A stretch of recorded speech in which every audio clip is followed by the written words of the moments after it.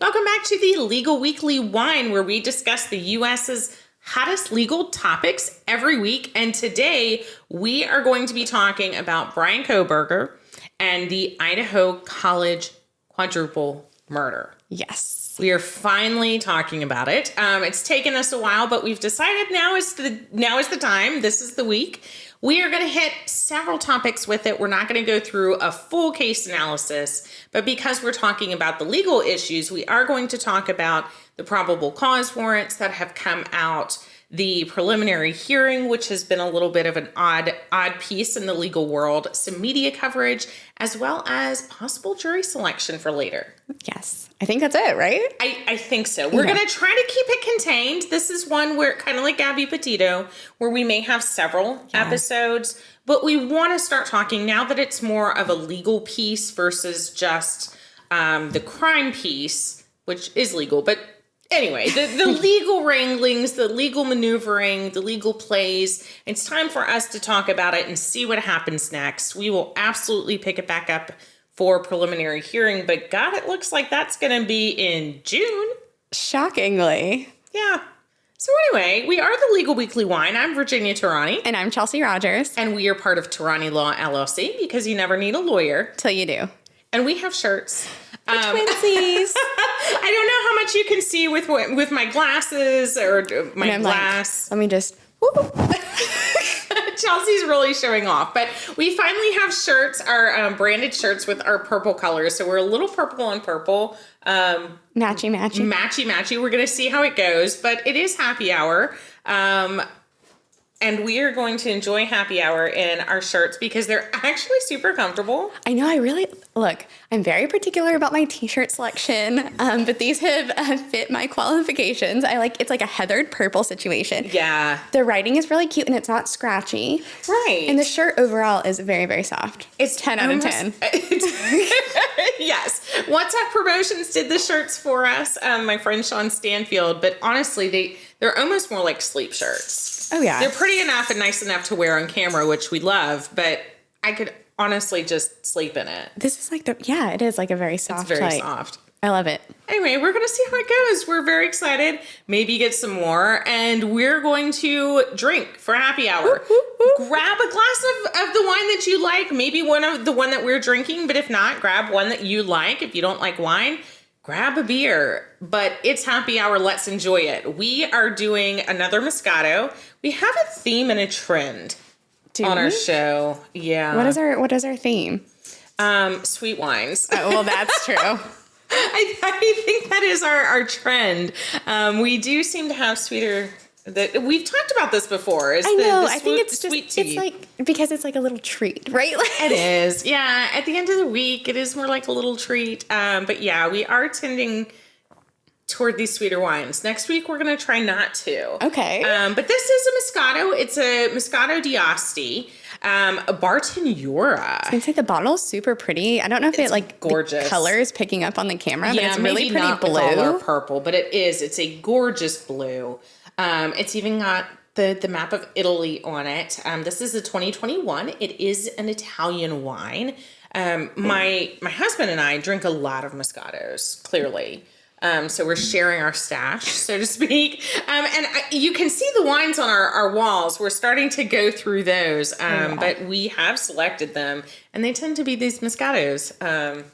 Look, no complaints over here. Maybe no Moscatos next week. Last week we did a red. It was a port, right? It was like a port, but it wasn't actually a port. It was a Bordeaux. It was the Bordeaux. That's the one we did last week. But what I think my favorite, I have two favorites of all the ones that we've done. My absolute favorite was the cherry wine. Oh, yeah. I was going to say that was mine. It was so good. We were a little tore up from the floor up on that one. We were, y'all. So yeah, that was it. But man, the alcohol content was high. I don't think we realized it. We didn't. We looked at the bottle, but we didn't look at the alcohol content before we started drinking it. And I think it was more supposed to be like a little, like a sip, like a dessert. And we were like, cheers. It was good. So that was my favorite. But after that, it was your wine. Your Yay! little cheap bottle of wine. Look, I'm telling you, that is my go-to. I actually really liked the raspberry one. I think about that one a lot. That was good. That was good. Again, Sweet wines, sweet. that's our trend. So if you want us to try something that's not quite as sweet, we are open to the idea. Oh, yeah. Just give us a suggestion and we'll drink it. And in the meantime, we're going to cheers. Cheers. With our Moscato. That wasn't a good clink. What happened? Oh, I might have a new favorite. I really like that. Oh, this is my type of wine for sure. It's a little bubbly. It's a little on the bubbly side. So. But the one I brought was a sparkling red too. It so was. Sweet and sparkling, where it's like little kid wine, honestly. We're just drinking juice. No, it is sweet. I mean, I know I like it because it's one that we often have in our house. This one. I'm going to have to write this down. Okay. Well, it will be in our links. Look, there we go. Chelsea's going to write it down. It's in our description. You When guys have I check ever the written anything down? Each week I put the name of the wine that we're drinking, and the last few ones I've actually put links to the websites or places to find the wine, so Chelsea can remember by checking that out. Look, that's how I study for my test too. I just go and watch our podcast. Well, at least they're helpful. Hey, they are. Okay, so let's talk about, since we're finally on it, Yes. Chelsea's going to give a brief recap. For anyone who doesn't know, there was a quadruple murder in last November 2022, in Idaho of 4 college students in off-campus housing. But Yes. give us a quick recap of what happened, why this defendant is a defendant. Yes. And then we're going to go from there for the 4 topics. Absolutely. So I think anyone who is on, I've mentioned my TikTok addiction before, has seen this case. It was in Moscow, Idaho. I keep wanting to say Indiana. It's not. It's Idaho. Yeah. But to me, out I'm toward like, the west. they're all like the flyover states, right? It's kind of the same, give or take. We apologize Don't be to all of offended. those states. It's just Chelsea. She can't help but talk. Yeah, this is true. Ain't that the truth? So like you said, it was this off-campus housing, but still pretty close. And it's right on the border here. And these 4, I say kids because they were... So young. The oldest one, it was, there's 4 girls who live in the house. 3 of them were killed in one of their boyfriends. Right. And they were 20, and 21. Heartbreaking. So young. So young. So I say kids just because, like, that's my little sister's age. And just unexplainable. No one really knows what happens. And it was very brutal. It was, they were all stabbed to death. So immediately, look, I think the internet is great for a lot of things. Active investigations is not one of them. I don't think people who want to play true crime detective and get on TikTok with their theories, it wasn't great, guys, because a lot of that information clouded what was actually happening. Yeah. Made investigations very difficult. The police department talked about having to like field off thousands and thousands of these calls that had nothing to do with it. And that's part of the subject we wanted to bring Yeah. up today is let's start with the media coverage. Yes. Is that's exactly where you're headed. Yeah. Is what was happening in the D's immediately following the murders. So immediately, it's, at least from what I saw media coverage, it just spread like wildfire. There were Reddit threads, there were people on TikToks, there were tarot readers saying they were... Really? I hadn't seen that part. Okay, you're more tapped in on that. That's actually what the subject... I watched the real news. Well, yes. Okay, that's what I'm saying. I avoided this case for so long because I was truly so put off by what I was seeing on social media. But that's actually the subject of the civil case of someone who's suing for defamation was a tarot reader on TikTok, accused a professor at the university and made over 30 videos saying it was this professor with her tarot reader. The tarot reader. I'm not laughing because it's not funny, but it's absurd. That is absurd. And she's being sued? Yes, and she made even As after she should. As she should. Even after receiving a cease and desist letter, she continued to make videos. About this professor? The professor who That doesn't poor guy. who doesn't it's a woman who doesn't know the her. poor woman. I'm so Yes. sorry. No, and it's just the woman said she was scared for her family's safety. They had to put up security cameras because this is a small community and people are scared. So anyways, that was one of the small... No, if she's accusing her of the murder without... And being in a love triangle, like truly the most absurd claims. That's a great defamation suit in all the wrong ways. Yeah. And we've been talking about defamation suits recently. I don't know. I mean, there's a wave of them. There's clearly Johnny Depp last year, but even the Fox News cases, both of them. So we talked about the one with Dr. Vile. Yes. With your dad. Yes, with my dad, Dr. Vile. So we talked about the first Fox News one. Yes. Now there's a second that's come out in New York. With the voting machines suing Fox, right? Right, for defamation. Yes. And the continuing theme is people in the news. Yep. And it doesn't have to be on CNN or Fox or anything. It's in the news. Is it an outlet for generating news and reports and information? Right. For distributing information. And this lady, apparently, from what you're saying, is giving information nationally known and received and available. I mean, TikTok's available internationally, right? And she is just using these tarot cards. And I'm not saying that, you know, like I don't have a problem with tarot or anything, but let's maybe not accuse people of murder. Right. There's a difference between stating things as fact. Yes. And saying, I have an opinion. And that's exactly what all these defamation cases are, is which people as individuals or as part of organizations are stating things as fact. This is true.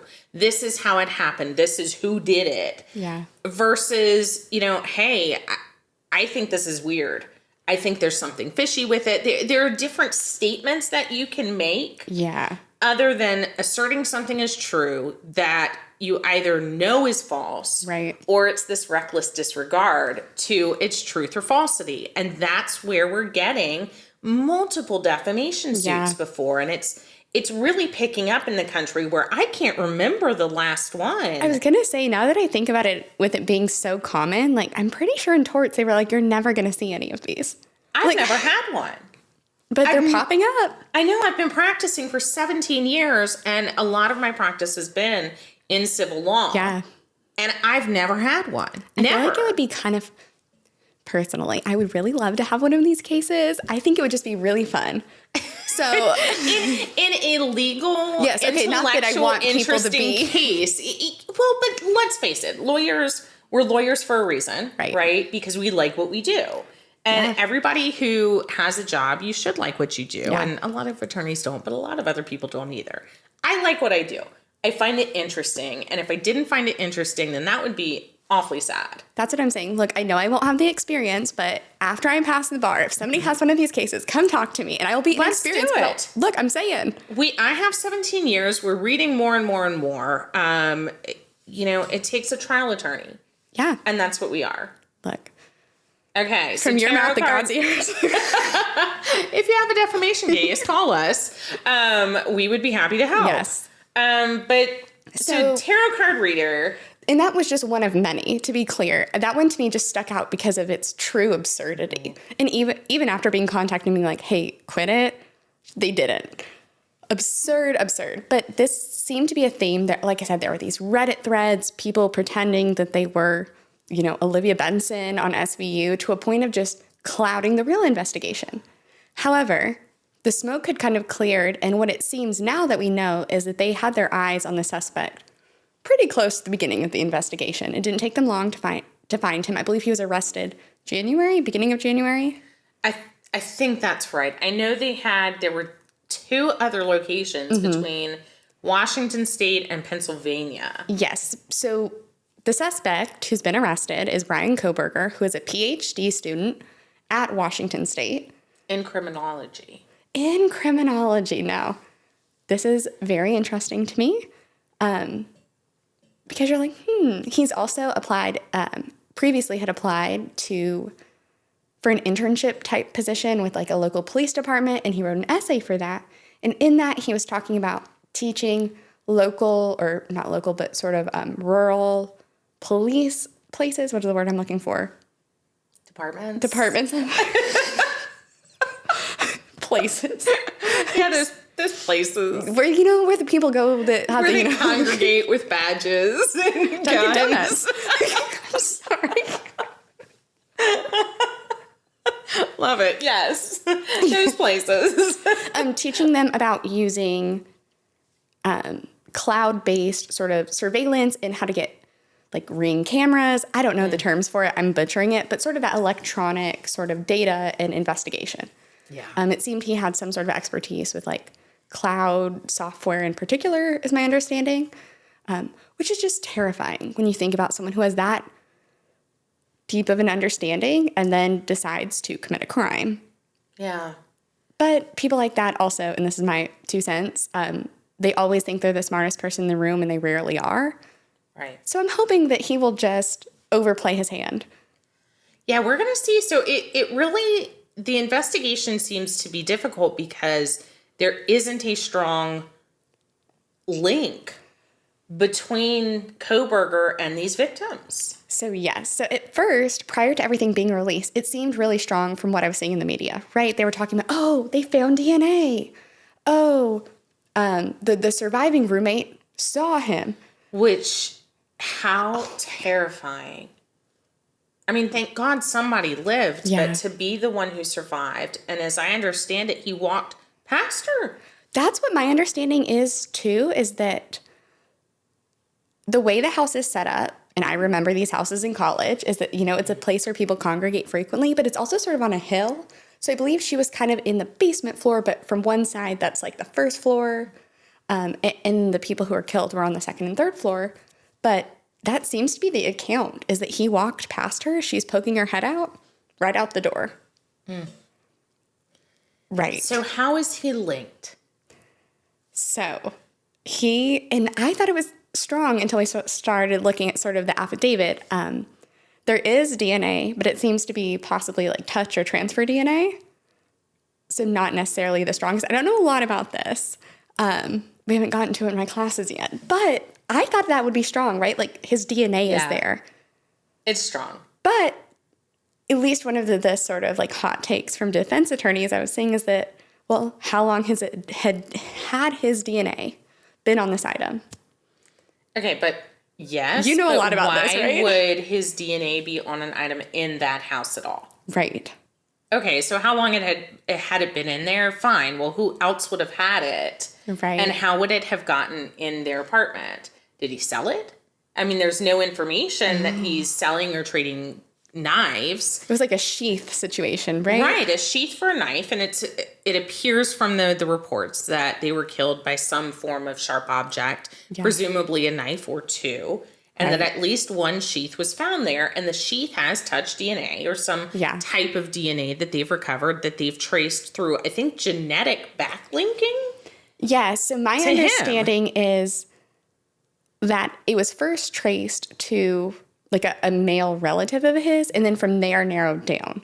I'm definitely not a science person, but that's my understanding. And this has been common, like we have 23andMe, people are just voluntarily submitting their DNA away, and it's been solving a lot of crimes, which is good. We're getting them, but also scary. I don't know, just thinking how easy it is to link everybody. Yeah, it is, and people are giving it voluntarily, so I have thoughts on that, but that's fine. Whatever people want to do. I know, like, okay, it's so bad because the curious part of me is like, I just want to know, like, just take my DNA, tell me, like, I mean, I can guess where I'm from, but like, I'd love to know for real. But then, like, the libertarian part of me, like, raised in the South is like, don't give the government your DNA, Yeah, and that's so, but it's interesting. So, okay, so it's linked to a relative, but here's what's going to happen naturally. As a former prosecutor and defense attorney, but even one that's prosecuted murders and used touch DNA. Okay. I actually used touch DNA in, honestly, not so much my murder cases as my rape cases and my gun cases. So your look is hilarious. Because I feel like sexual assault, rape, that makes sense, but gun cases? Yeah, so the gun cases, it was touch DNA as to who had touched the gun. Oh, well. But no, because it's not necessarily, it's a hard material, so to speak, to get DNA, right? Yeah. This isn't something where it's like fabric or... Right, it's not fabric, it's not something like that, but the question was, you can't necessarily get prints. And when I was working there, you either had to test for prints or DNA, because one each one of them would destroy evidence that the other would collect. Oh. So you had to decide. We as prosecutors had to decide when they collected a gun. Which one you thought was more likely? Which one we thought was going to be more likely. And it was a hard decision. Oh, I would cry. I would just be so stressed. Well, what we ended up doing a lot of times, and it depended on the money, because here's the thing. In CSI, everybody has money for everything, and it looks like you don't need money to run all the tests that they do. But in an actual government location, they don't have as much money to test items. So we would have to submit applications to test certain items. And for the guns, we discovered that it was more likely to get touch DNA from the outside of the gun. Okay. I'm keeping it layman's terms. From the outside of the gun. Somewhere where the hand would be touching, holding, racking. So like if you are like put, okay. Exactly. Yes. That was the most likely place to get DNA. So we would have the gun the outside of the gun swabbed for touch DNA. And like the trigger for prints? No, you can, not necessarily the trigger for prints. We would use all of the outside, including the trigger, usually for touch DNA, because there's transfer of oil from your hands, from your fingers, assuming someone didn't use gloves, that would transfer onto the gun. Right. We would test the magazine and or the bullets if there were any remaining for fingerprints. Oh, interesting. Okay, I have So we tried to have our cake and eat it too by testing each. And usually we got nothing from either. But there were those cases where we could link touch DNA to the gun. Now, the guns, assuming they weren't used in a murder, they were just possession of firearm by felon or used in a robbery.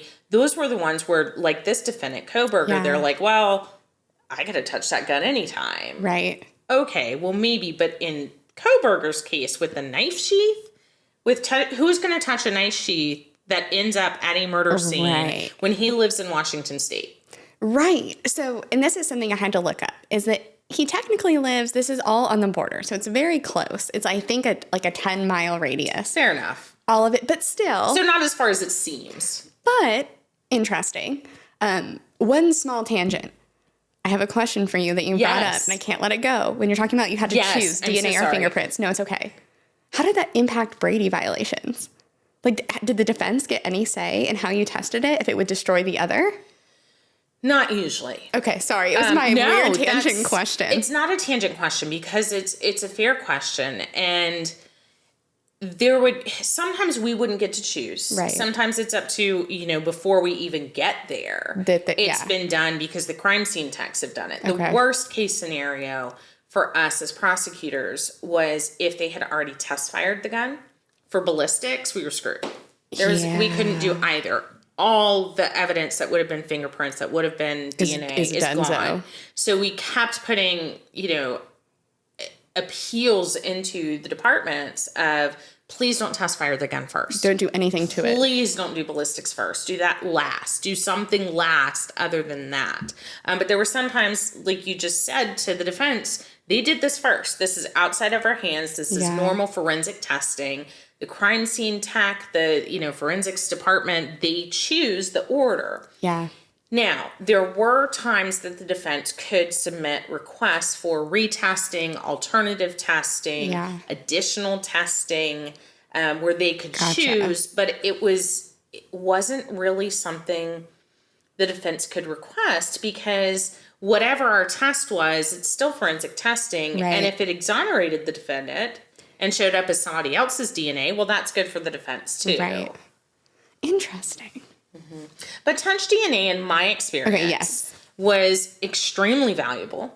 Wasn't any less DNA than other types of DNA. It was still DNA that had transferred onto the object and was tested. We had, I had a rape case where we even tested handlebars on a bicycle and the seat of a bicycle, because after the rape case, the defendant rode away on a bicycle and her DNA had combined with his and was now on the bike handles. Oh. So we did touch DNA on the bike handles. Right, and if they're like, I wasn't there, it's like, well, then how did your DNA mix? Exactly. How do you have both?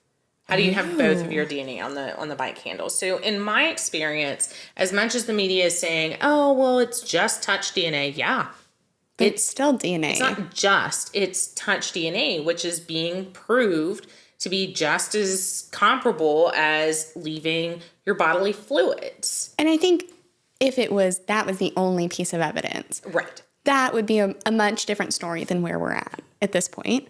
I think the other piece of evidence that, to me, I would view it as pretty convincing are cell phone records. Yeah. So, as we know, these little devices track us everywhere we go. Yes, I they swear do. my phone knows everything about me because anytime they pop up, it's like, allow. I just, it's what it is. all cookies. Allow your location. Yes. We want to know. Track my activity in other apps, please. I'd like customize ads. Like, I'm just kidding, but like, honestly. No, she's not. No, I'm not at all. Path of least resistance, right? But That's who we are. I mean, it's the reality is like, I've been on the internet since I was a child. My, like, any preconceived notions that I have any internet privacy are long gone. And so now I'm just using it to my advantage. Like, I don't think I'm ever going to look. I was on MySpace. I wrote my little blogs. Embarrassing. It's not embarrassing because that's the, Like 13. You grew up in the generation that had just the end of MySpace. Yes, it was. It was truly the end. Some people had Facebook. I think I posted my first Instagram my senior year of high school. Nice. I'm so glad it was not around when I was in middle school, right? Like, embarrassing. But the cell phone records for Bryan Kohberger, Yeah. in between, so this happened in November. So between June and November, he was pinging around that residence more than 12 times, which is like, but why? Because by all accounts, he was never invited there. Right. So that to me is really creepy. And At the again, least. any piece of evidence on its own, I think, would not be as convincing to me.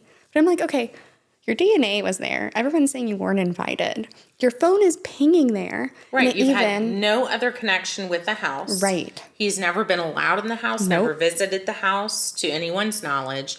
So why would his DNA be on anything in the house, Right. especially a sheath of a knife, when a knife presumably was used in the killings? And even most disturbing to me is that they believe the killings happened around 4:30 in the morning. Oh, right. And at 9:30 that morning, his phone was pinging there again, as if he was coming back by, which is just beyond to me. I think the other piece of evidence that's been mentioned a lot is this white, I don't know what it's called, some four-door. Elantra. Elantra, there we It's go. the Elantra. Seems to match up with one that was spotted near the home. But it doesn't seem that it can, so far, we don't have evidence that it's the exact car. Yeah, I don't think there was evidence of the actual license plate or any kind of registration. So there was a link to an Elantra. He has an Elantra.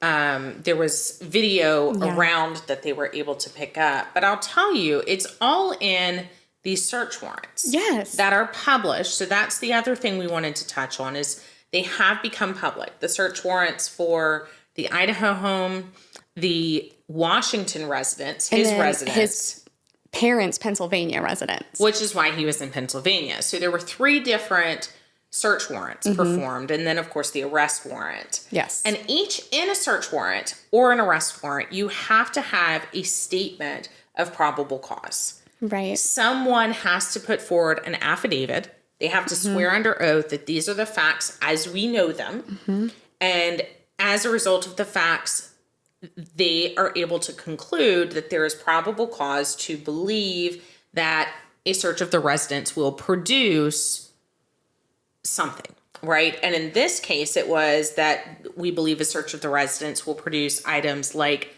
the knife, Right. weapons that were used, clothing that had been worn, the cell phone that had been pinging, because I don't think that they had located that, at least at the time of the Washington one. I'm pretty sure that one, when I was reading it, it was a request for, to find the phone.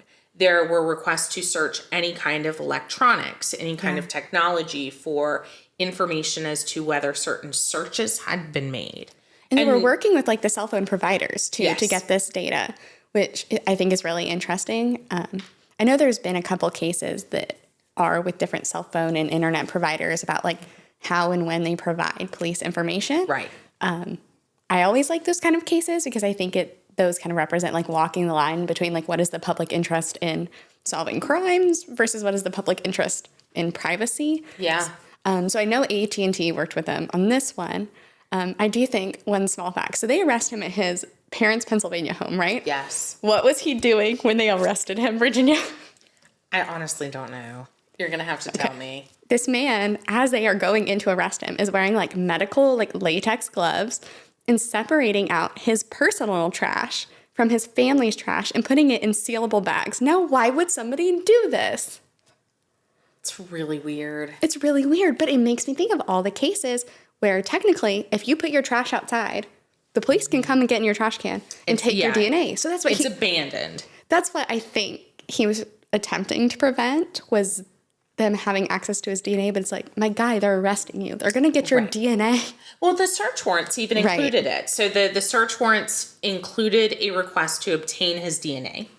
And what they are going to do in this type of case, they have the touch DNA, they have the genetic test, the genetic link where they went backward, right? You were saying the familial link.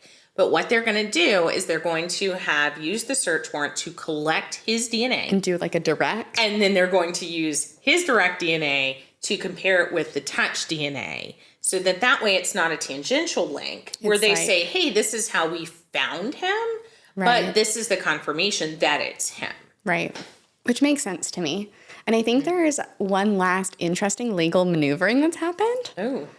So there was a hearing. Oh, yeah. The preliminary hearing. Okay. And I had to be like, Virginia, is this normal? This doesn't seem normal to me. Okay. So he is being represented by a public defender, which, look, they are the backbone of defense work. I don't know how public defenders do the jobs they do. But this is my question.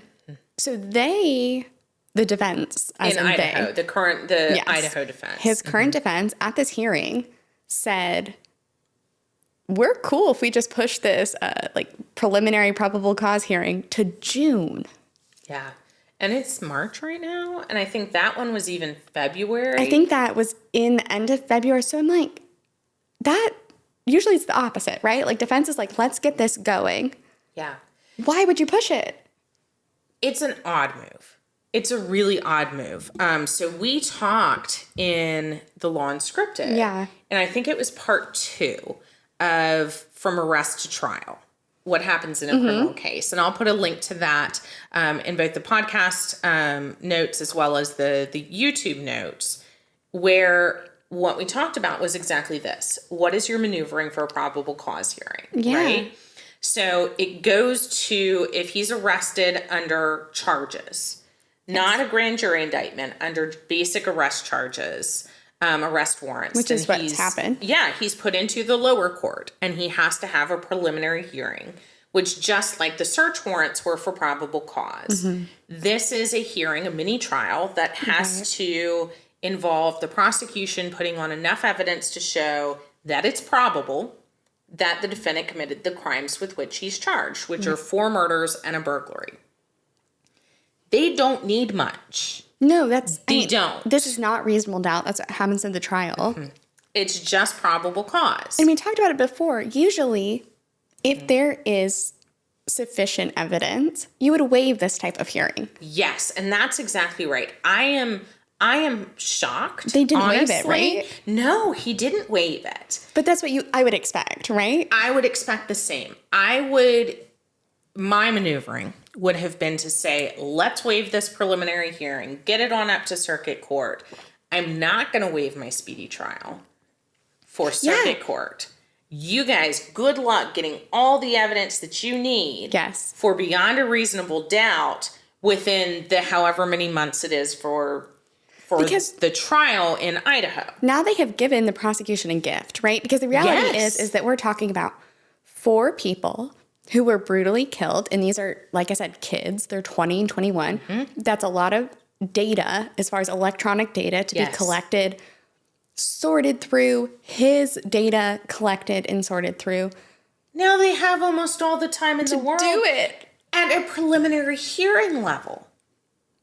And this isn't, he hasn't even gotten a trial. So through his attorney, he has waived Not the preliminary hearing. Speedy trial. But speedy trial issues for preliminary hearing. Which, and they've asked for a June hearing. So they have given the government an additional 5 months right. to prep its case, to do all of the forensic more I think testing. about it, just more doesn't make sense to me, right? Because the whole concept is that speedy trial, that's a defendant's right, that you have a right to a speedy trial, but it also sort of works on rating in the prosecution. You have to get as much as evidence as you can get before this date that is fast. You have to have enough by that date. Yes. If I were the defense attorney, and I'm not, I don't even work in Idaho, but I have been a defense attorney and I've been a prosecutor, and without knowing everything, the proper play in my mind would be waive preliminary fast as we can. Hearing,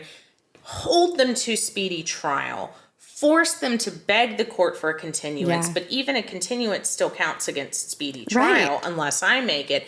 I don't ask for any continuance. Good luck. Get all the evidence you can. I'm going to review it. I'm going to poke holes in it. But you didn't get enough because you didn't have time.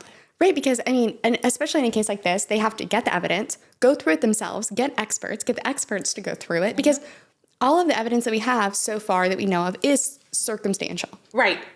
So you need someone who is an expert in DNA to explain how the DNA got there. You need someone who's an expert in whatever you call people who know why cell phones ping where they do, to explain that to somebody. And they are going to need time to review that.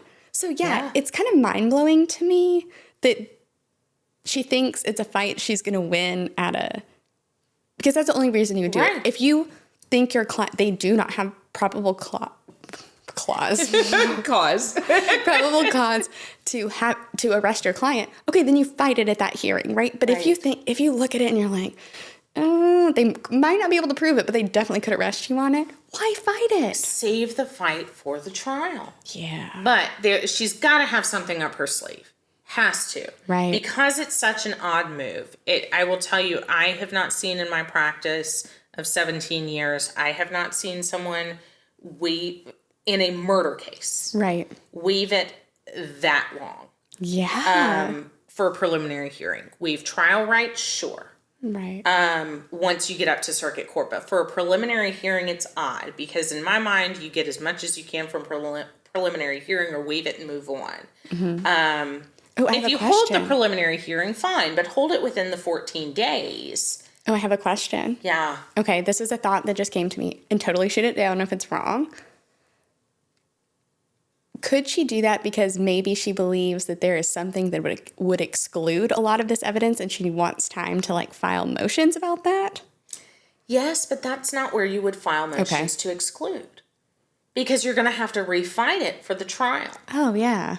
So even if you exclude something in my genius law student thought. But it is a good thought because you're absolutely right. Is it, she's thinking, all of this is fruit of the poisonous tree or something like that? She's just like, it's not going to matter because they can't use, they have all of this, but they can't use half of it. Is what I don't know. That's a great idea, and it's absolutely correct, but she's going to have to fight the same thing in circuit court because the circuit court isn't bound by what a district court judge rules regarding evidence that's submitted. True.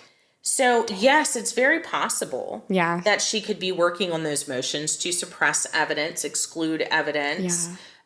But those would be a fight for circuit court where you fight to exclude them from a jury trial so that the jury doesn't hear them. Interesting. But, I mean, yes, it gives more time. And sure, it can give more time to review the evidence, give more time to come up with that type of motion. But it's a weird place. I would sooner see it in circuit court pending trial. Than in the lower court at a preliminary hearing for probable cause. Yeah. It's an odd place. Because, I'm like, now that I'm thinking about it, I'm like, even if she got out all of it but one piece of the evidence that we've talked about, it would still, I don't know, maybe it's not. I would think even if it was just the pings or if it was just the DNA on its own, that seems like enough for probable cause. I think there's a strong enough case for probable cause. Let's put it this way. They had at least 3 search warrants, right? Yes. And those search warrants each have to have probable cause. A judge has to believe based on the affidavits and the written search warrant, that there's enough for probable cause for a search warrant and or an arrest warrant. At least 3 of these have already been done. And at least 3 different judges or magistrates have already said there's enough probable cause for searches and arrests. How is that going to be different? I mean, I don't know what else in a case like this you would want. You have an eyewitness, you have DNA, you have cell data. Now, I do think, I feel so bad for the girl who's the eyewitness, who's the survivor. I do question how reliable her sort of eyewitness might be, but I think, again, nothing on its own, but all of it together. Right. All of it together. You know, even if she can't say, I know for sure it was him. Well, no, it was a man who was about his height, who had similar, like, that to me, even if it doesn't make or break the case on its own, is helpful. It absolutely is. And that's what you do as a prosecutor. Yeah. Is you put, I didn't take enough breath on that. As a prosecutor, you put it all together in a meaningful way. And that's where we get, I think, to our final topic for today is the jury. How do you get a fair jury? After all of this, I mean, we're in Maryland talking about an Idaho case that has made headlines nationwide. I mean, because truly, and I say this not in a funny way, but like, this is the nightmare, right? This is the scary movie. This is the bad dream of like 4 kids. I keep saying kids, but because they're so young. 4 college kids in the prime of their life doing really well. I mean, brutally killed. Like, it is, like I said, the horror movie, The Bad Dream. And I think that's why it captivated, but it makes me think, how do you get a fair trial in any of these 3 states that he's traversed through? Right. You type in his name to Google, and there's everyone from his little, ex-roommate's little brother's cousin talking about him. Like, this is just spreading. It is. It is going to be hard to get a fair trial anywhere. That's what I'm saying. Is like, even if they move the venue. Anywhere. Yeah. They could bring it up here, and I'd be like, well, we're talking about it, right? Yeah, I think he's guilty. I mean, it would be, you question me as a juror, I would hope that jurors would be able to express whether they have an opinion. And if I were a juror, I would disclose, based on the evidence that I have seen in the news, I believe he's guilty. I think for me, I agree. And I wouldn't. I know, like, the whole idea is that the state puts on a case, defense pokes holes in it. I would need the defense to give me a different person. Yeah. If he didn't do it, then who? And you poking holes in the state's case, to me, I don't think would be enough in this case. You need to show me who else did it then. Well, that's like Alex Murdaugh. Exactly. Is, okay, you poke holes, but in the end, the question is, well, who else would do this? Who else would it be? Right. And I think that's the same here is, this guy has very minimal connections, but if it's not him, then who is it? Who would drop his knife sheath or knife sheath with his DNA at the murder scene? And what, they were stealing his phone 12 times to go sit by the house? That makes my skin crawl. How would somebody else do all of this? Is there any other information? And without it, is it a reasonable doubt? Or is it just, it's possible? And a trial is beyond a reasonable doubt. And everybody gets this wrong. I have so many friends in family. Shadow of a doubt. It's beyond any doubt or beyond a shadow of a doubt. No, it's not beyond a shadow of a doubt. When I say a shadow of a doubt, I think of ghosts. Yeah. Okay? If you can exclude, if it's not excluding the ghost, then it's not beyond a shadow of a doubt. Right. But if you can exclude the idea that a ghost did it, then it has, then it's reasonable. It's reasonable. Oh, I feel so bad. This happened.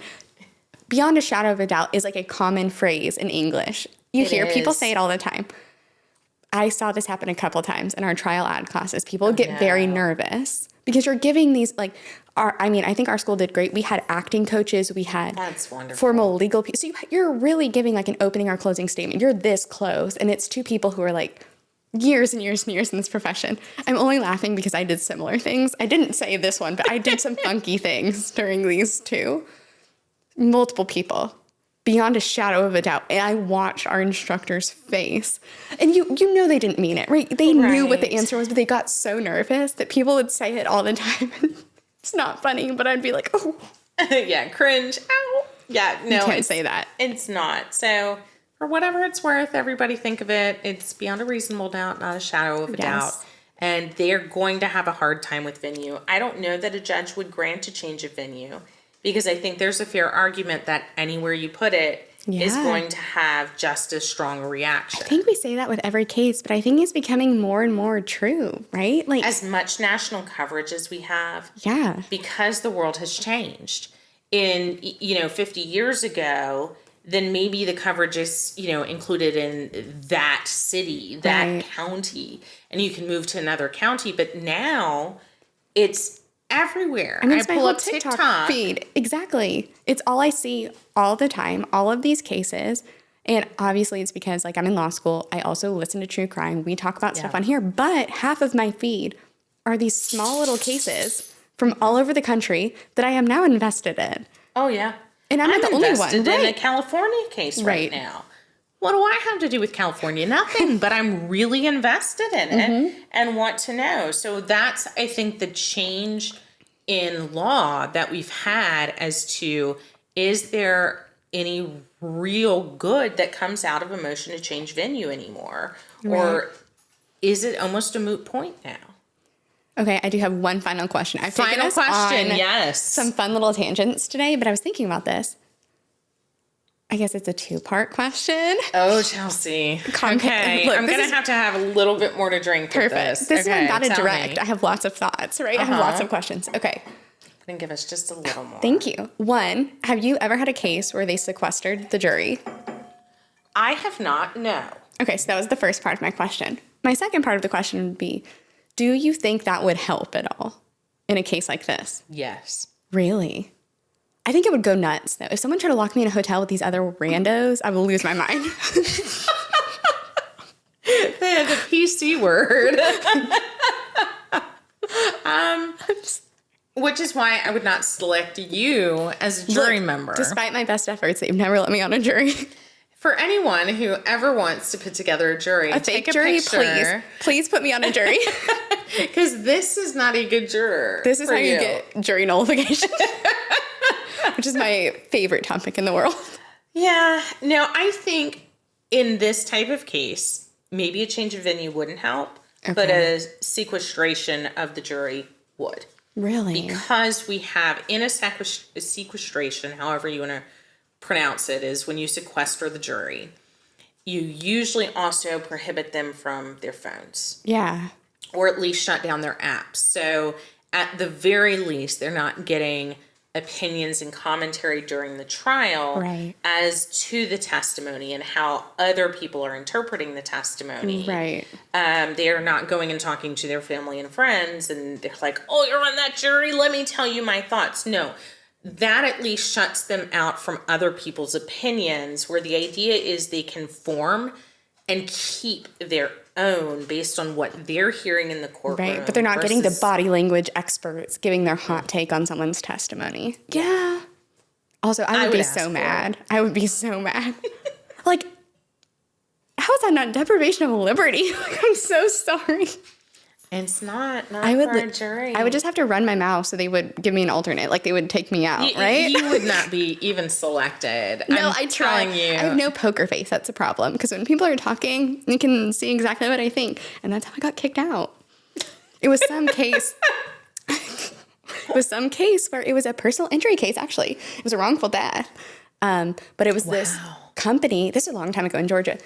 This, trucking company. Or no, that's not right. They're the people who draw the lines on the road. Okay. They did it wrong. And then a trucking company hit a grandma. It was truly. And they were I got obviously knocked out by the people for these big companies because I was take them for all they're worth. Let's go. And they were do you believe that standard accidents or mistakes happen and that companies shouldn't be some dumb question? I was looking at that girl be so for real right now. No, I don't think. Chelsea's not a good juror. Your one job is to draw straight lines and you didn't do it right? No, it's not a standard mistake. Yeah. So, I'll work on my poker face and then I'll sneak onto a jury. We're going to have the runaway jury next with Chelsey. For those of you who might have seen that movie, I think it was back in the late 90s, early 2000s. John Cusack. I think it was the 90s. Rachel Weisz. Yes. Love it. Oh my gosh, there's so many good actors. Gene Hackman was in it. Yeah. really good actors, really good movie. I love Highly 90s recommend. movies. It was actually fairly well done in terms of the legal portion. Really? And I don't say that for many movies. I haven't seen it in a long time, so I feel like I don't remember the legal portion. You should go back.